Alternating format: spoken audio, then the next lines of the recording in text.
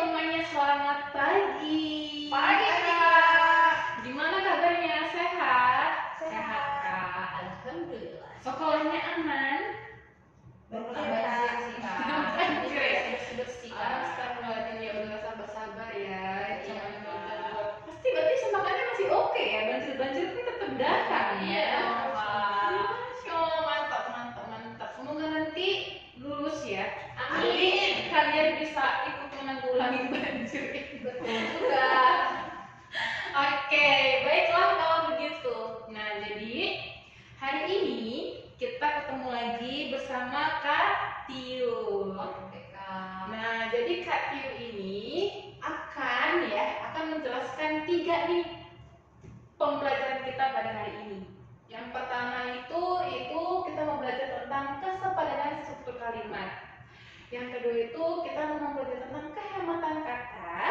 Yang ketiga kita mau mempelajari yang kelogisan kalimat. Nah, ini kita pelajari selama 45 menit. Karena kan sini sudah ada waktunya ya, jamnya. Nah, kalau kita rangkum, ternyata semua subtes ini masuk di pembahasan kalimat efektif. Perlu nggak sih menurut kalian kalimat efektif? Perlu, Kak. Kenapa muncul perlu? di TO, Kak? Iya betul, muncul di TO. Selain dari muncul di TO, Katanya sih selalu ada deh, Kak. Biar mudah kita paham. iya biar mudah kita paham. Oke, benar. Jadi kalimat efektif ini menurut kakak pribadi itu sangat penting. Kenapa gitu ya? Selain dari kita dibutuhkan di dalam sebuah ujian, ini untuk kehidupan sehari-hari juga diperlukan. Karena kenapa gitu ya? Karena kan nanti banyak sekali bahasa-bahasa baru yang muncul, bahasa-bahasa Gen Z, bahasa-bahasa alay, bahasa-bahasa apalah gitu kan, slang gitu. Nah itu kan sebenarnya merusak bahasa dasar atau bahasa aslinya kita. Nah makanya kita perlu memahami kalimat efektif ini supaya nanti kita sebagai pelajar-pelajar yang sudah mengerti kalimat itu bisa kita selaraskan di kehidupan sehari-hari gitu. Jadi nanti teman-teman semua di sini, adik-adik semua di sini bisa ya belajar kalimat efektif itu supaya diserapin di kehidupan sehari-hari juga. Oke? Oke. Sekarang bagaimana caranya untuk memahami kalimat efektif? Yang pertama kita lihat dari segi cirinya dulu. Tapi Kak, kalimat efektif itu apa ya? Karena aku belum tahu gitu ya. Tahu sih sebenarnya apa yang mana-mana, tapi nggak tahu pengertiannya seperti apa gitu ya. Sekarang kita mau cek dulu kalimat efektif.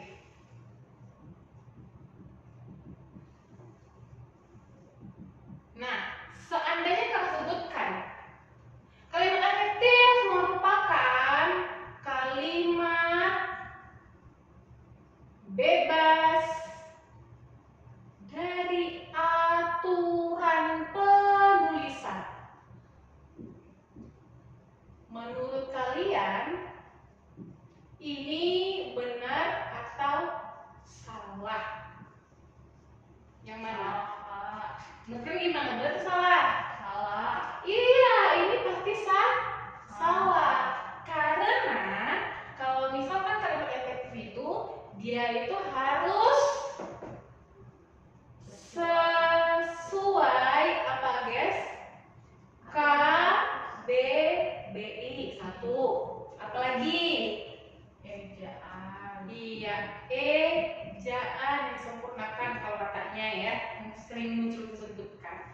Nah, lalu sebenarnya kan KBBI ini adalah merupakan hal-hal yang paling dasarnya gitu kan. Di sini semua itu kita harus pahami dan kita mengerti.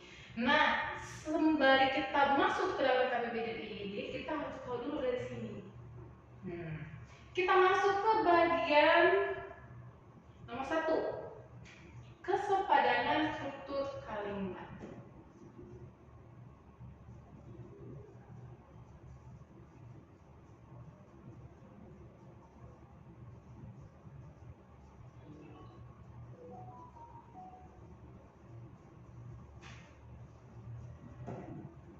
Oke, yang namanya struktur kalimat itu pernah kalian dengar? Minimal punya subjek dan predikat. Betul. Ini biasanya kakak sebutkan juga sebagai pola kalimat. Untuk menulis kalimat itu kita harus punya pola, yaitu tadi minimal punya apa? Subjek dan Iya, minimal punya subjek dan predikat. Berarti kalau minimal punya subjek dan predikat, berarti punya pola yang lain dong. Iya, Kak. Iya, polanya apa berarti yang lengkapnya? S, Berarti polanya ada S, P, P, O, K. Ada nggak yang lain? ada Kak. Ada. Apa? SP, oval. Yes, ada S, P, O, P. Ada lagi nggak yang lain? SP, P, S, P, P. P, O. Cukup? Ada lagi? PS, Kak. Ada apa?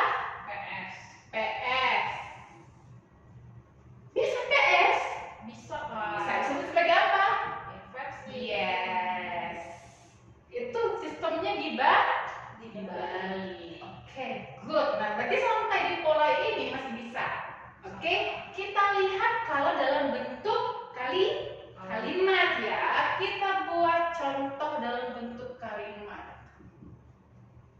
Misal nih ada dua nih kakak buat ya. Yang pertama, ibu membaca majalah. Dengan yang kedua, adik belajar matematika. Kira-kira ini strukturalnya atau polanya sama atau berbeda? Berbeda, Kak. Berbeda? Iya. Iya, coba kita cek ya. Kalau misalkan yang pertama, ibu membaca majalah, berarti polanya apa dong? Subjek. Ibu itu berarti siapa? Subjek. Membaca berarti Predikat. predikat. Majalah berarti Objek. objek. Betul.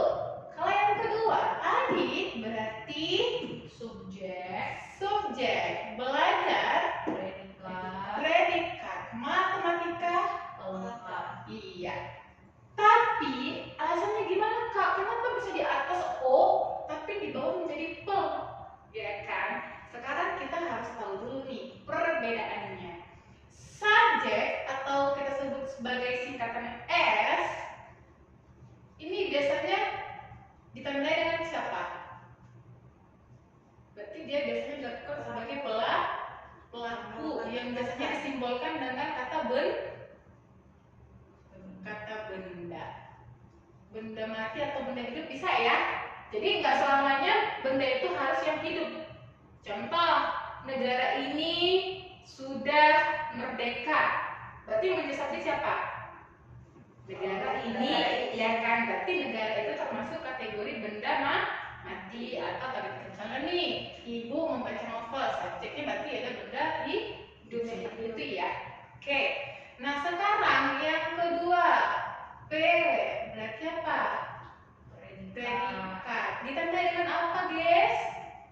Biasanya, nah seperti ini ya, membaca, ada belajar. Berarti pakai apa biasanya? Yang dilakukan. Iya, yang dilakukan predikat diciri dengan Kata kerja. betul. Nah, ini biasanya ditandai dengan kata kerja. Lalu ada lagi nggak predikat yang lain selain dari kata kerja? Sifat bisa. Boleh. Sifat. Apa lagi? Benda. Benda. Kalau misalkan kita buat benda di subjek, nanti takutnya gimana dong? Kalau misalkan tiba-tiba bingung kayak mana subjek mana predikat jadinya kalau kita kasih benda. Jadi benda nggak bisa, Kak? Bisa benda? Bisa, tapi dalam waktu-waktu tertentu. Tidak bisa selamanya, tergantung bagaimana kita menggunakan pola kalimat. Tapi jarang sih ya kalau benda itu ya, adik-adik benar sih bisa benda. Nah, selanjutnya apa lagi? Bisa masuk kata dasar kerja. Karena begini, kenapa masuk kata dasar kerja? Kadang ya ada kata benda yang dia ternyata bisa dimasukkan menjadi kata kerja. Contoh, dari kata kerja masuk kata benda ya, makan gitu ya, itu kan berarti kata kerja. Kalau ditambahkan makanan menjadi benda, nah itu kan bisa berubah jadinya nanti predikatnya. Seperti itu. Oke? Oke, Kak. Oke. Terus ada lagi sih sebenarnya apa? Berarti ada kata definisi. Iya, kata definisi itu juga masuk kategori predikat ya adik-adik ya. Seluruhnya kata predikasinya ada berapa biasanya? Adalah, ialah, merupakan, ya itu. Nah itu masuk kategori predikat. C. Terus apa lagi? Oh, ini berarti ada objek. Objek itu apa?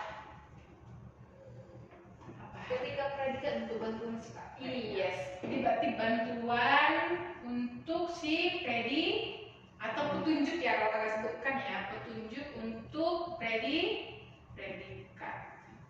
Pertanyaan kakak gitu ya kan? Kalau misalkan objek, apakah harus selalu ada ketika ada predikat? Belum gimana Pak? Objek ini apakah selalu ada ketika ada predikat atau bisakah ada predikat tanpa ada objek? Bisa. Yes, bisa. Tapi itu nanti akan kita pelajari di next pertemuan karena kita akan membedakan ada dia objek transitif dengan intransitif. Itu ya nanti penyebutannya, tapi nanti ya di pertemuan berikutnya ya kita bahas. Selanjutnya masuk kita ke Lengkap. keterangan dulu. Boleh. Ya, keterangan dulu. Keterangan. Nah, keterangan ini biasanya dibagi berapa teman-teman?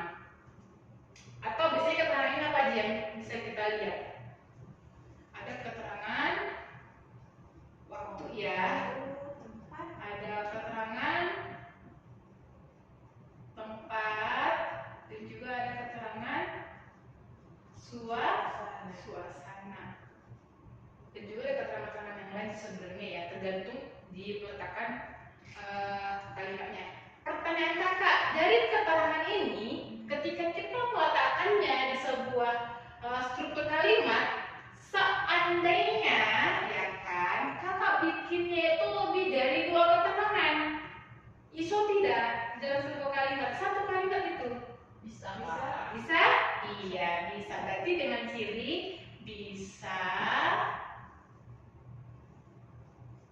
2 atau lebih. Pertanyaan kakak lagi, seandainya nih, ya kan kalau misalkan kayak misalkan nih objek, bisa nggak objek di depan predikat? Tidak bisa. Tapi kalau misalkan keterangan kakak buat dulu di depan, baru masuk SPO, bisa tidak? Bisa. Tapi kalau di tengah bisa ya. Di akhir bisa?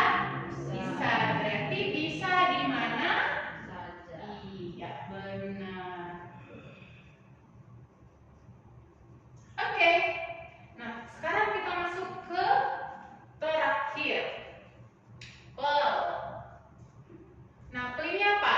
Berarti masuk kategori pelengkap. Iya, pelengkap itu apa fungsinya? Teman-teman. Melengkapi Kak. Yes, Kalau pakai objek. Pakai objek juga bisa. Bisa. Pelengkap ini berarti masuk kategori bagian yang memperjelas ya, memperjelas suatu kalimat. Nah, pertanyaan kakak, ketika ada keterangan, bisa nggak ditambah dengan pelengkap? Bisa aja Kak. Bisa? Bisa. Iya, bisa. Contohnya supaya tadi sudah belajar tentang SPOK pel. Sekarang kita buat contoh yang versi lengkapnya. Nah, siapa yang bisa coba? Ada yang bisa membuat contoh lengkapnya? Ibu lah Kak.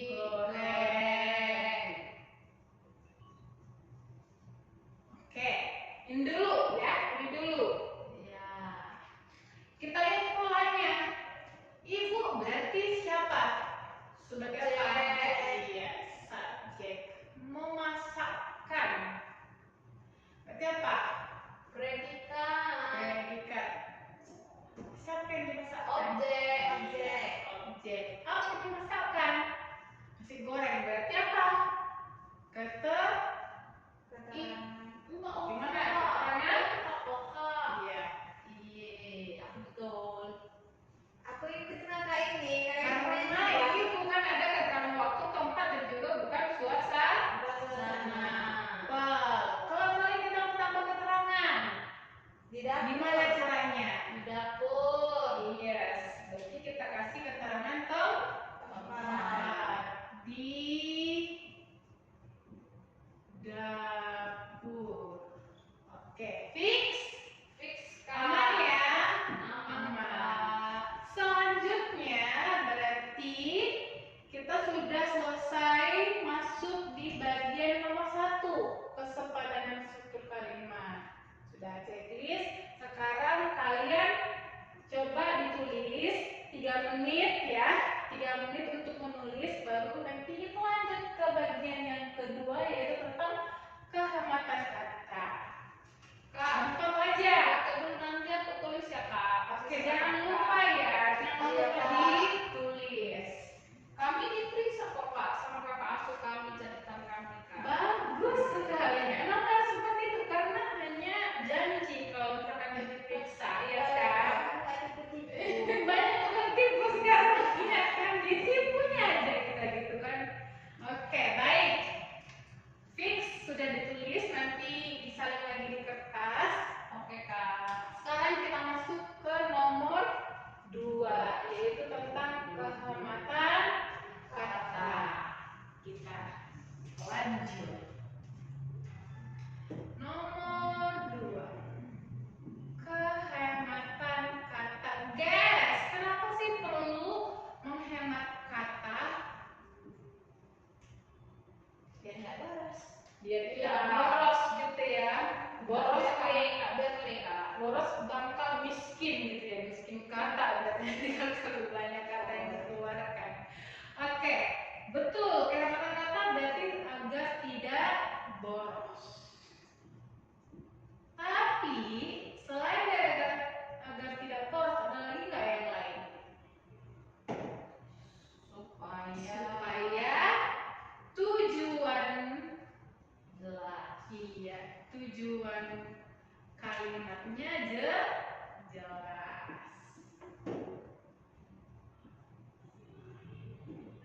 Baiklah, kalau dikatakan kehematan kata, biasanya itu yang mau kita lihat yang mana nih? Supaya bisa kita menandai itu hemat atau tidak. Bisa dilihat dari yang pertama, berarti ada pengulangan kata. Kalau ada pengulangan kata, itu berarti tidak hemat ya, jadi tidak efektif ya. Ada pengulangan kata. Jadi kalau kalian ingin membuat sebuah kalimat, dihindari yang namanya pengulangan kata. Lalu yang kedua apa? Ada kandungan sinonim. Sinonim itu apa? Persamaan makna kata kak. Iya, persamaan makna kata.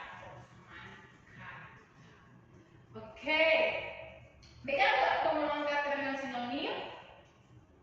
Beda kak. Berbeda. Gimana bedanya? Kalau sinonim kita menggunakan kata yang sama. Kalau pengulang kata diulang lagi kata-kata itu. Yes. Kata yang sama, huruf yang sama, semuanya diulang. Kalau sinonim berarti maknanya yang sama. Oke. Seandainya kakak buat contoh ya kan? Contoh kata.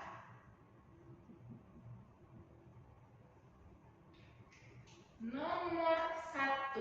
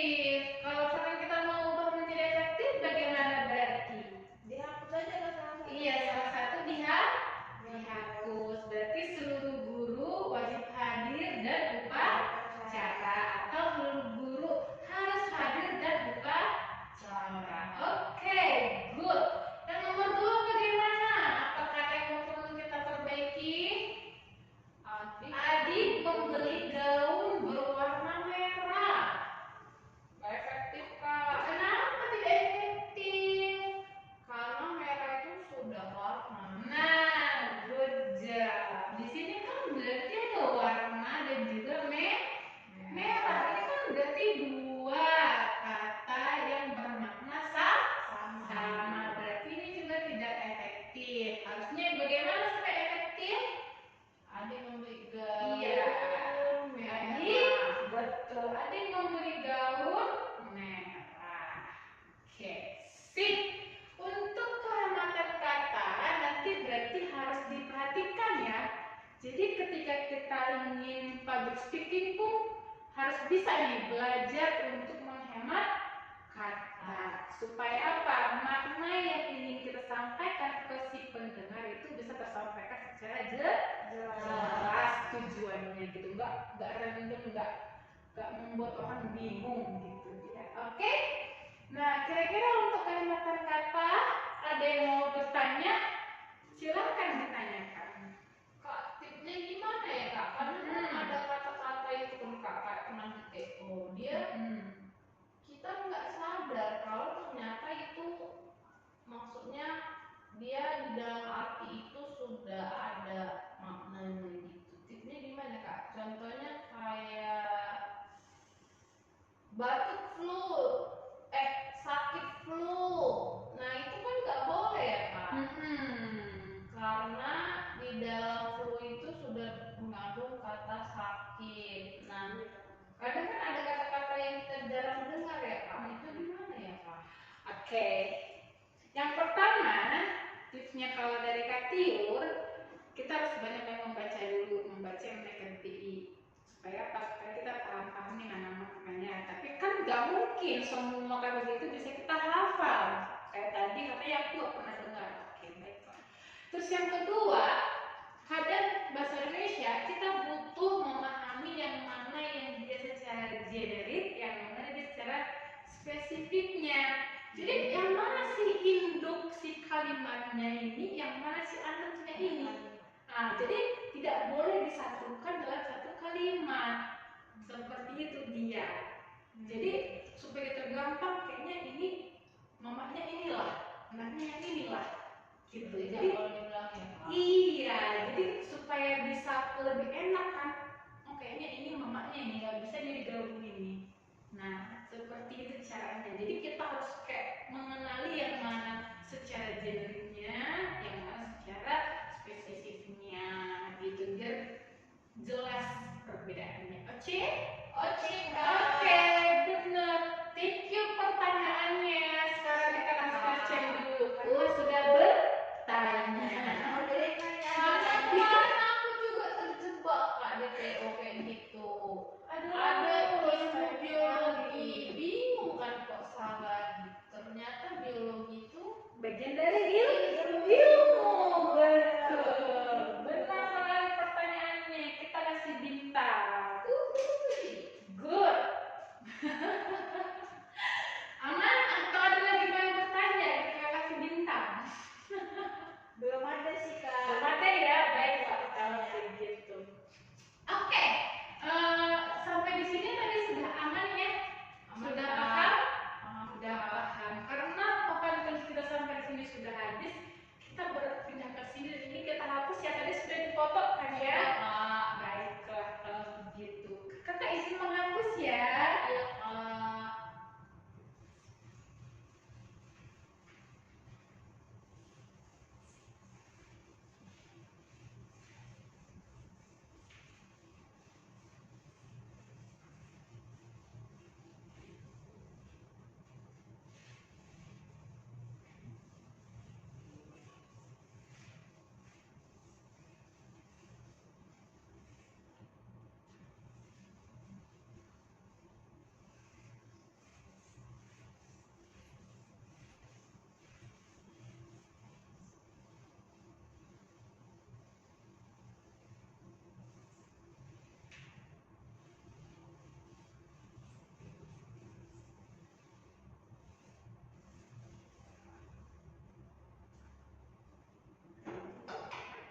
Oke. Nah, jadi yang kedua sudah selesai. Sekarang kita masuk ke bagian terakhir nih adik-adik. Masih semangat kan? Masih kak. Masih on kan? Masih nggak sabar mau istirahat.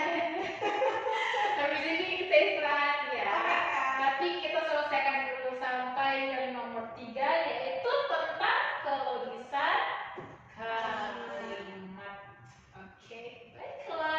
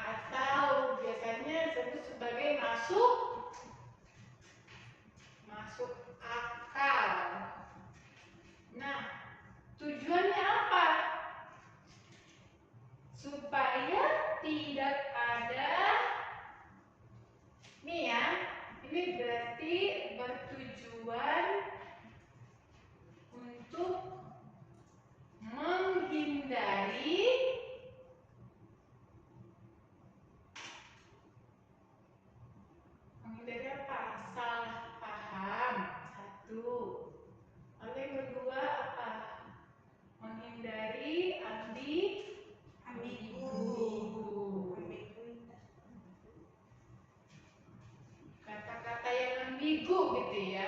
Ambigu itu artinya apa guys? Membingungkan. Ya, membingungkan karena maknanya itu bisa lebih dari satu, sehingga orang yang mana maksudnya satu ini gitu ya kan. Jadi untuk menghindari ini maka kita perlu membuat kalimat yang logis. Jadi kalimat yang logis ini tadi kita ambil dari kalimat yang dia menggunakan kalimat kata yang apa? Yang hemat, supaya tadi tujuannya itu bisa tersampaikan, berarti masuk akal kan?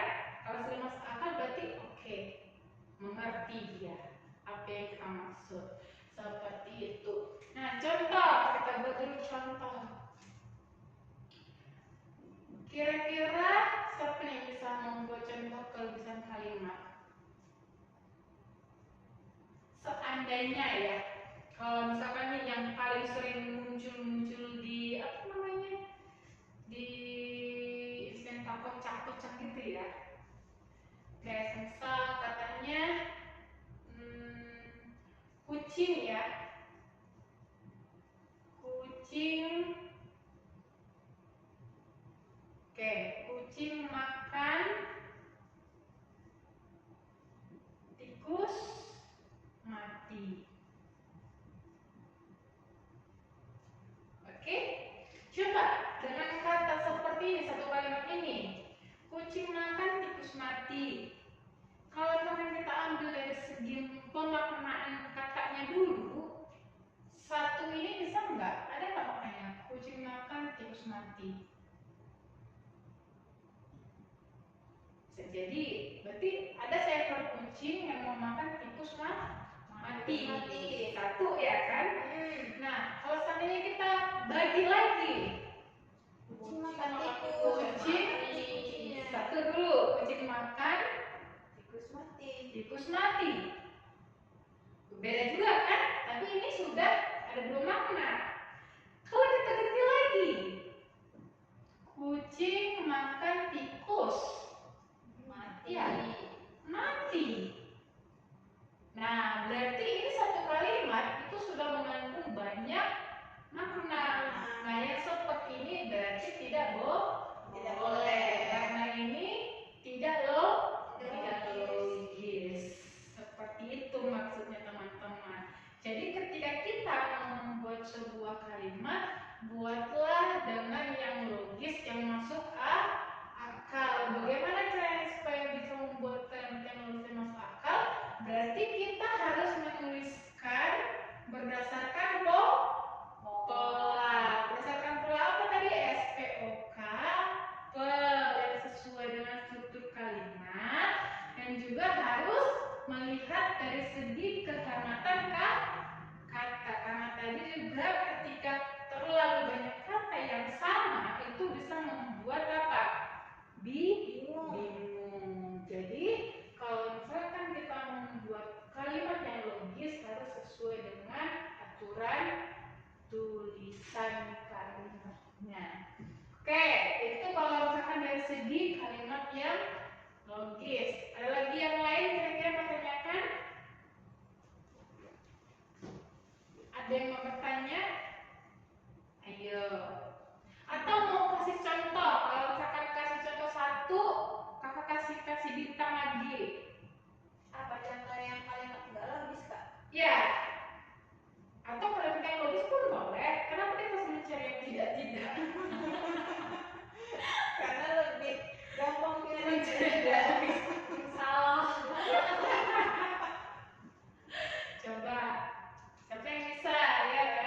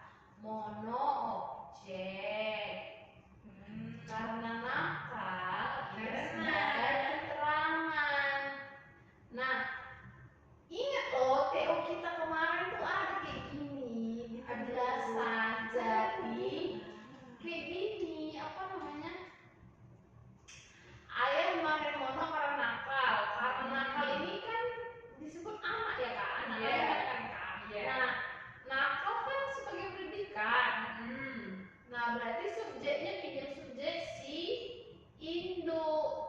Kan kalau kita pinjam berarti ayah nakal, makanya nggak bisa, makanya harus kita ubah. Misalnya apa kak? Ayah dimarahin Ayah Mono, iya. ayah Mono dimarahin ayah karena Karena nakal, nakal. jadi subjeknya Bukan. sama mereka. Atau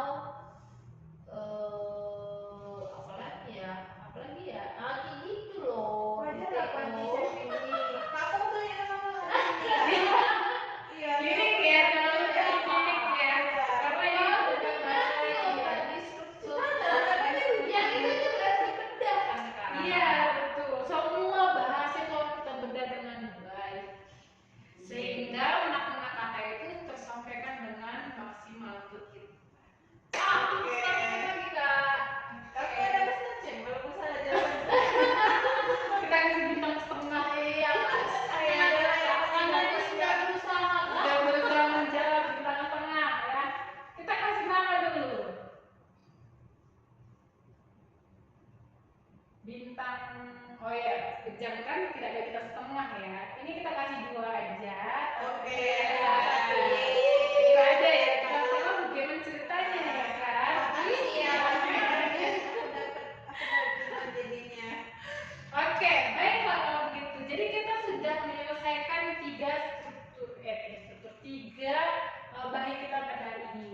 Jadi kakak untuk di detik-detik terakhir kemudian kita selesai mau buat 3 contoh soal nanti kalian kerjain. Oke kak. Oke. Oke. Nanti kakak 3 soal itu dari sini juga ya. Berarti ya. Kita buat di sini let's solve.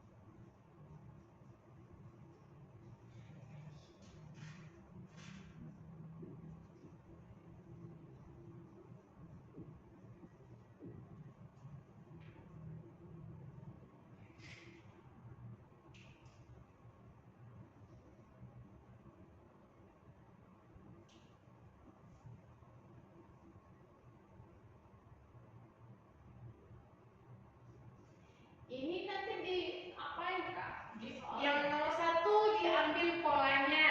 Oke kak. Oke. Jangan teh. Bisa aku jawab sendiri kalau salah. Kamu harus hati-hati.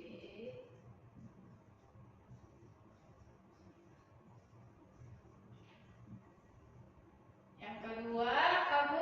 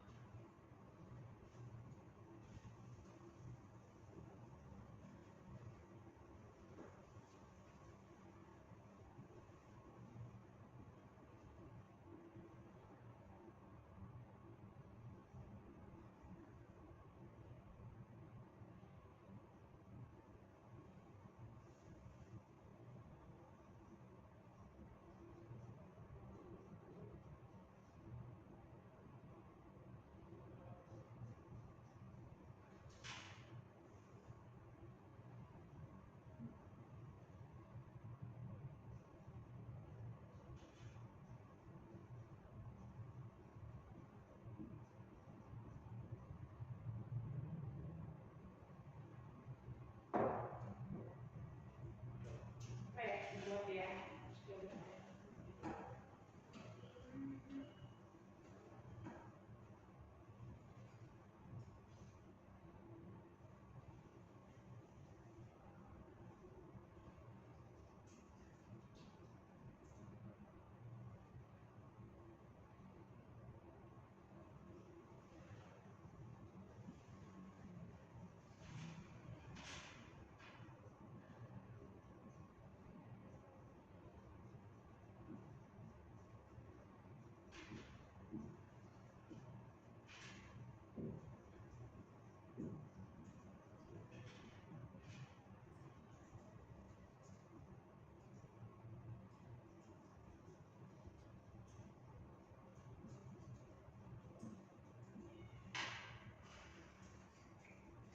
Oke, ini sudah ada 3 ya. Sudah ada 3 contoh soal yang akan kita kerjakan. Yang nomor 1 tadi coba diambil polanya. Yang nomor 2 tadi apakah sudah sesuai dengan kehormatan kata, sama yang ketiga apakah ini sudah logis atau belum. Seperti itu. Kakak kasih waktunya 5 menit untuk mengerjakan ketiga soal ini.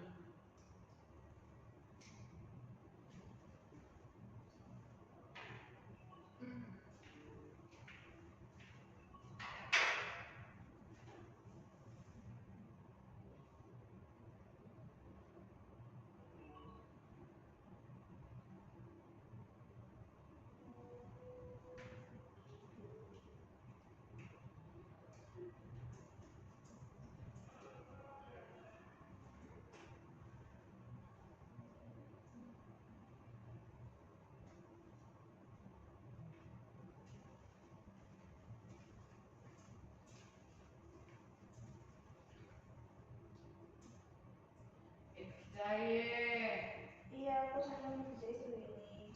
kamu harus hati-hati.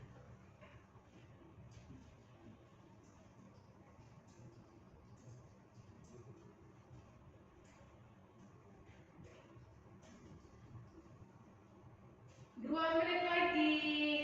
Cepat kali Kak, tambah nggak waktunya?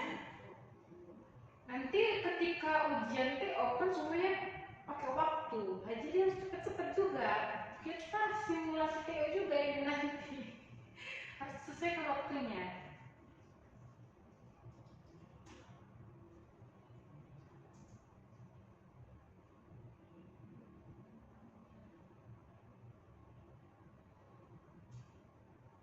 Satu menit lagi.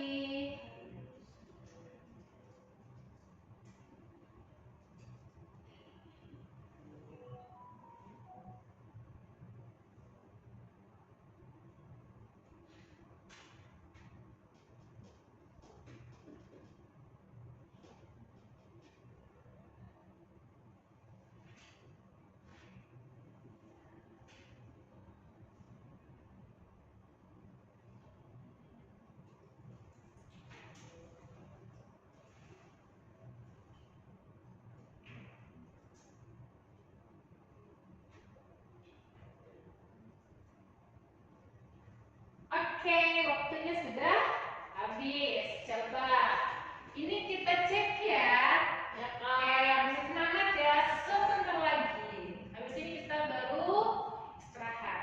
Oke Kak. Nomor 1, Indonesia mengalami duka akibat banjir. Kita lihat polanya.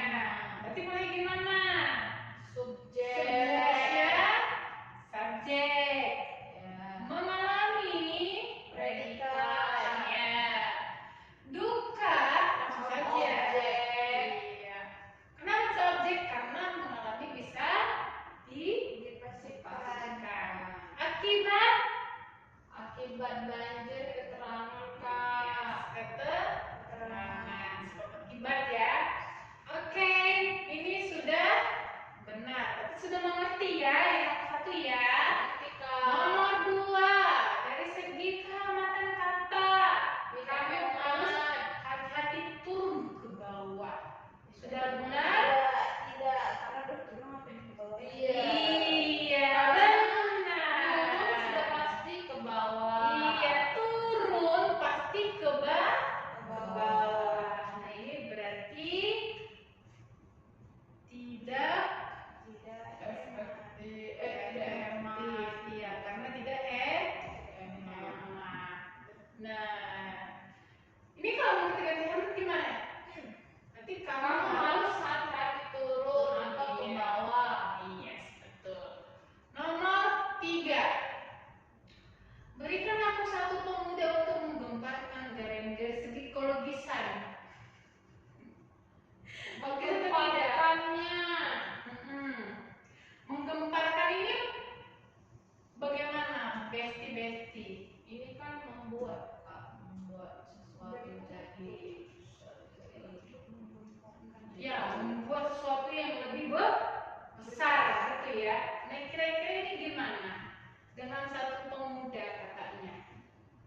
Ini logis atau tidak? Penggunaannya sih kak, Mhm. markup gitu.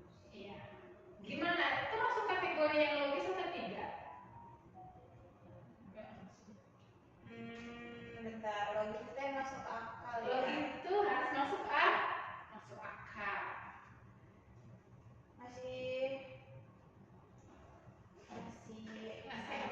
membingungkan maknanya. Membingungkan. Jadi Nah, itu berarti tidak tidak logis. tidak logis. Sebenarnya ini sebenarnya ya bahasa Indonesia ini kan campurannya luas ya. Kalau misalkan kita bercerita tentang aksara atau mungkin bercerita tentang kalimat yang fiktif, ya ini sepertinya bisa masuk. Tapi dalam sistemnya berarti bentuk imajinasi. Tapi karena kita belajar bukan dengan yang fiksi, melainkan kalimat efektif, berarti ini tidak logis dari segi pemaknaannya. Aman? Oke, sampai di sini ada pertanyaan teman-teman semuanya? Aman kak. Aman. Baiklah kalau begitu, karena sudah aman, ini difoto, nanti jangan lupa dicatat ya, sama yang tadi di awal juga. Oke, difoto jangan lupa. Nah, ini semua adalah ilmu. Baiklah. Sudah kak. Oke, kalau begitu kakak absen dulu ya. Karena di detik-detik terakhir ini kita harus cek dulu kehadiran teman-teman. Kak Intan hadir? Hadir kak. Kak Nazma hadir? Oke, berarti semuanya hadir ya. Ya kak. Baiklah kalau begitu. Jadi untuk materi kita hari ini sudah selesai, sudah ada 3 yang harus kita pelajari hari ini. Dan next di pertemuan berikutnya ya kita akan lanjutkan pembelajaran tentang masih di kalimat efektif, tapi kita harus lihat tadi bagaimana membedakan pola yang dia interaktif dengan yang transitif dengan intransitif. Nah itu ya jangan lupa ya. Jadi pertemuan berikutnya kita belajar masih di kalimat efektif dan hari ini kita sudah selesai membahas 3 subtes ini terkait kesepadanan struktur, kehamatan kata dan pelurusan kalimat. Baiklah kalau begitu, thank you untuk pertemuan hari ini. Sampai jumpa di pertemuan